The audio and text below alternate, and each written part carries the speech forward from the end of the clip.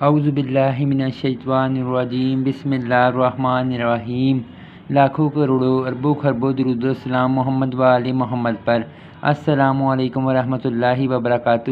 معزز ناظرین و سامعین، آج کا بلاگ شروع کرنے سے پہلے آپ سے پرزور درخواست ہے، ریکویسٹ ہے کہ برائے مہربانی ویڈیو کو لائک، شیئر اور چینل کو سبسکرائب کر دیں۔ اللہ پاک آپ پہ لاکھوں کروڑوں اربوں خربوں رحمتیں فرمائے اور آپ کو اپنے حفظ و امان میں رکھے۔ آج کے بلاگ میں ہم زخم کا علاج پڑھیں گے۔ حضرت سلمان رضی اللہ تعالیٰ عنہ حضور نبی کریم صلی اللہ علیہ وسلم کی خادمہ فرماتی ہیں کہ اگر کوئی بھی زخم ہوتا، پتھر لگتا یا چوٹ لگتی تو حضور نبی کریم صلی اللہ علیہ وسلم مجھے فرماتے کہ میں اس پر مہندی لگاؤں۔ ترمذی مشکوات شریف۔ دیگر جنگ احد میں ابن کمیہ ملعون نے حضور رحمت عالم صلی اللہ علیہ وسلم کی طرف سے پتھر پھینکا تو رخسار اقدس خون آلود ہو گیا اور خود لوہے کی ٹوپی کی کڑیاں رخسار انور میں پیوست ہو گئیں۔ حضرت ابو عبیدہ بن الجراح رضی اللہ عنہ نے بیٹھ کر اپنے سامنے کے دونوں دانت خود کی کڑی پر رکھ کر روئے انور سے کھینچا تو ان کا دانت ٹوٹ کر گر پڑا، مگر انہوں نے پرواہ نہ کی، بلکہ دوسرا دانت دوسری کڑی پر رکھ کر زور لگایا تو ان کا وہ دانت بھی ٹوٹ گیا، مگر خود کی کڑیاں رخ انور سے نکل گئیں۔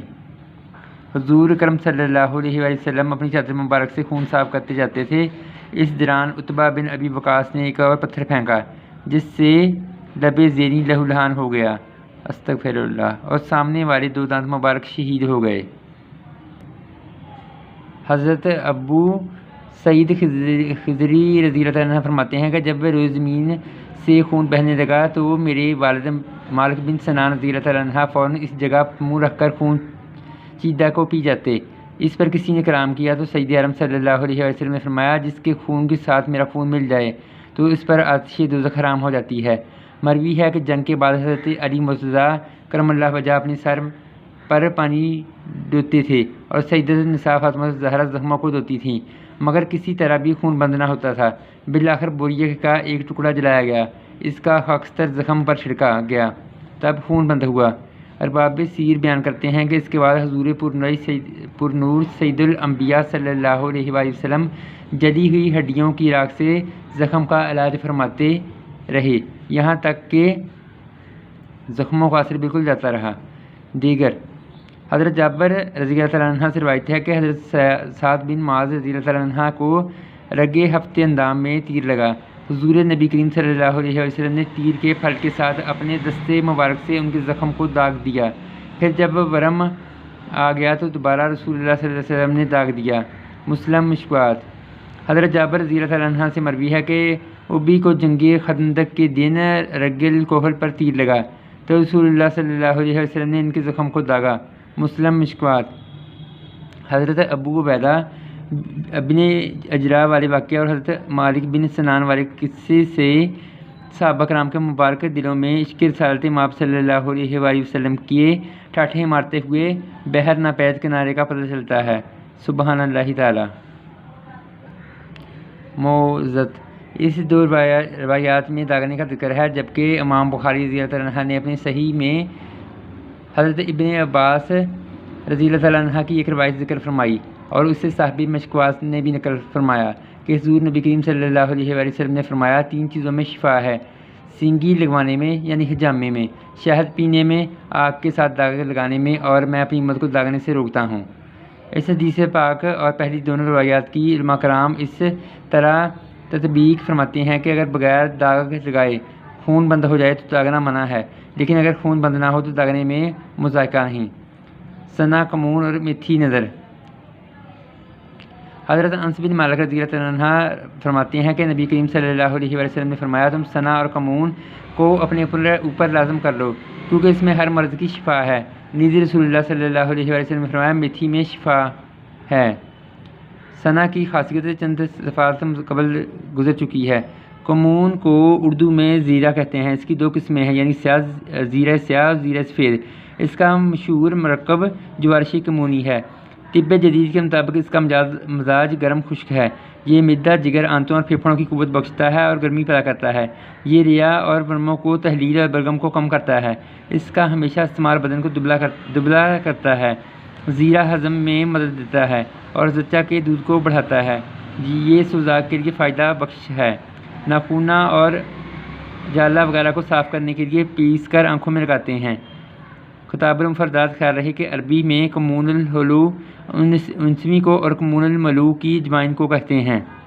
میتھی ایک مشہور ساگ ہے جس کی بجیا عام طور پر کھائی جاتی ہے۔ اس کے بیج اور پتے بطور دوا استعمال کیے جاتے ہیں۔ موشیوں اور گڑوں کے مسالوں میں بھی میتھی بطور دوا ملائی جاتی ہے۔ اس کا مزاج گرم خشک ہے، خارجی طور پر جعلی محلل تحلیل کرنے والی اور منقج ادرام ہے۔ پتوں کی پرٹس ظاہری اور باطنی ورگموں کو ختم کرتی ہے۔ پتوں کو پیس کر پستان پر لگانا دودھ کی پیدائش بالکل منقطع کر دیتا ہے۔ اس کے بیج داغ دھبے مٹانے کے لیے چہرے پر تلا کرتے ہیں۔ ان کو پانی میں پیس کر ہفتے میں 2 بار دھونے سے بال لمبے اور مضبوط ہو جاتے ہیں۔ قوتی طور پر یہ حیض اور پیشاب کھول کر لاتی ہے۔ یہ دودھ کو بڑھانے اور ریا کو ختم کرنے والی ہے۔ یہ پٹھوں کو قوت دیتی ہے۔ سرد بیماریاں، درد کمر، تیلی کا بڑھ جانا، پیٹ میں نفخہ، پیچس، اسہال اور مردانہ کمزوری میں میتھی کو مختلف طریقوں سے استعمال کرتے ہیں۔ خطاب المفردات نفاس اس خون کو کہتے ہیں جو بچہ پیدا ہونے کے فوراً بعد عورتوں کو آتا ہے۔ اس کی کم از کم مدت 10 یوم اور زیادہ سے زیادہ مدت 40 یوم ہوتی ہے۔ اگر اس سے زیادہ ہو تو اس کو خون استخاصہ کہا جاتا ہے، جو کہ ایک رنگ کا خون ہوتا ہے، اور حیض وہ خون ہوتا ہے جو عورت کو ہر ماہ آتا ہے۔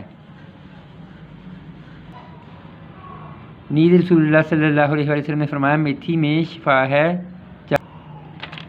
میں شفا چاہا کرو، اور فرمایا جو کچھ میتھی میں ہے اگر میری امت کو معلوم ہوتا تو وہ اس کو خریدتے اگرچہ سونے کے برابر یعنی مہنگی ملتی۔ سبحان اللہ۔ نفاس حضرت ابو ہریرہ رضی اللہ عنہ سے مروی ہے کہ حضور رحمت عالم صلی اللہ علیہ وآلہ وسلم نے فرمایا، میرے نزدیک نفاس والی عورت کے لیے کھجور کے برابر کوئی شفا نہیں، اور نہ ہی شہد کے برابر مریض کے لیے کوئی شفا ہے۔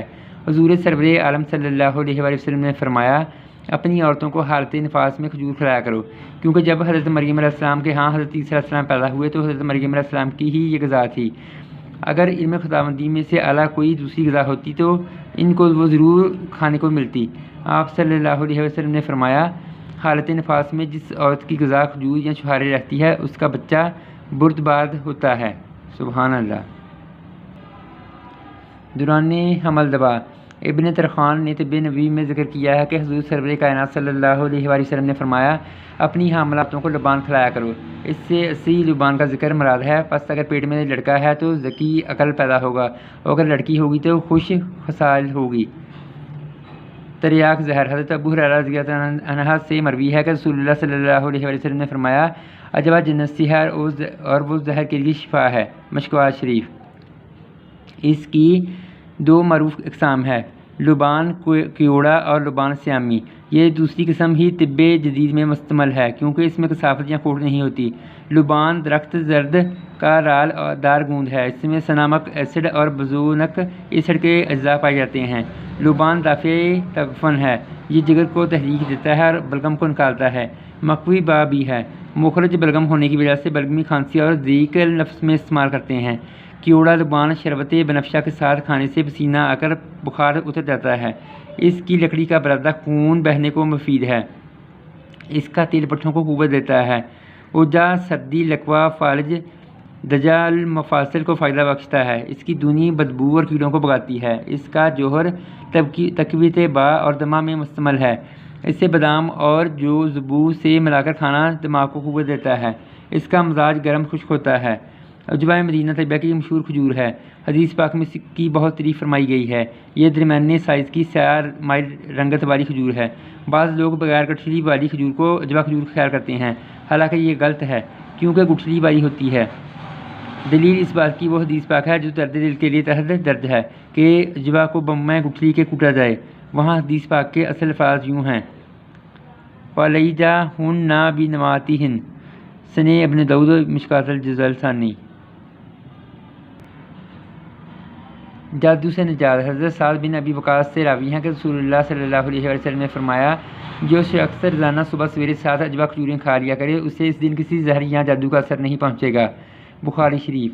گائے کا دودھ حضرت عبداللہ بن مسعود رضی اللہ تعالیٰ عنہ سے روایت ہے کہ رسول اللہ صلی اللہ علیہ وسلم نے فرمایا، اللہ تعالیٰ نے سوائے موت اور بڑھاپے کا ہر بیماری کی دوا نازل فرمائی ہے، اور تم گائے کا دودھ ضرور پیا کرو کیونکہ اس میں سب نباتاتی اجزاء موجود ہیں۔ ایک دوسری روایت میں ہے کہ اللہ تعالیٰ نے زمین میں کوئی بیماری ایسی نہیں رکھی کہ جس کے ساتھ اس بیماری کی شفا یا دوا نہ رکھی ہو، لہٰذا تم پابندی سے گائے کا دودھ پیا کرو، کیونکہ اس میں تقریباً تمام درختوں کے اجزاء شامل ہوتے ہیں۔ پھر دوبارہ ارشاد فرمایا تم گائے کے دودھ کو ضرور استعمال کیا کرو، اس لیے کہ ہر قسم کے درخت سے چلتی ہے اور اس میں ہر بیماری کی شفا ہے۔ سبحان اللہ۔ بہترین دودھ اس گائے کا ہوتا ہے جو جنگل میں چل کر پیٹ بھرتی ہو، کیونکہ اس کا دودھ بہت جڑی بوٹیوں اور درختوں کا اثر اپنے اندر رکھتا ہے۔ طب جدید کے مطابق گائے کے دودھ کا مزاج اور معتدل بارے رطوبت فضلیہ ہوتا ہے۔ یہ کثیر الغذا، زود ہضم، مولد منی اور دل و دماغ کو قوت دیتا، بدن کو موٹا، طبیعت کو نرم کرتا ہے، خفقان سل، دق اور پھیپھڑے کے زخم کو مفید ہے، بشرطیہ کہ گائے تندرست ہو۔ تازہ تحقیقات سے معلوم ہوتا ہے کہ گائے کے دودھ میں امینو ایسڈز اور ٹریپٹوفین موجود ہوتے ہیں، یہ دونوں مل کر نیکوٹینک ایسڈ کی خاصیت پیدا کرتے ہیں۔ آج کا بلاگ یہیں پہ ختم کرتے ہیں۔ تمام معزز ناظرین و سامعین سے پرزور درخواست ہے، ریکویسٹ ہے کہ برائے مہربانی ویڈیو کو لائک، شیئر اور چینل کو سبسکرائب کر کے شکریہ کا موقع دیں۔ اللہ پاک آپ کو اپنے حفظ و امان میں رکھے، برائے مہربانی مجھے سپورٹ کریں، میری مدد کریں۔ اللہ پاک آپ پہ لاکھوں کروڑوں اربوں خربوں رحمتیں فرمائے۔ پھر انشاءاللہ اگلے بلاگ میں حاضر ہوں گے، تب تک کے لیے اجازت دیجیے۔ اللہ حافظ۔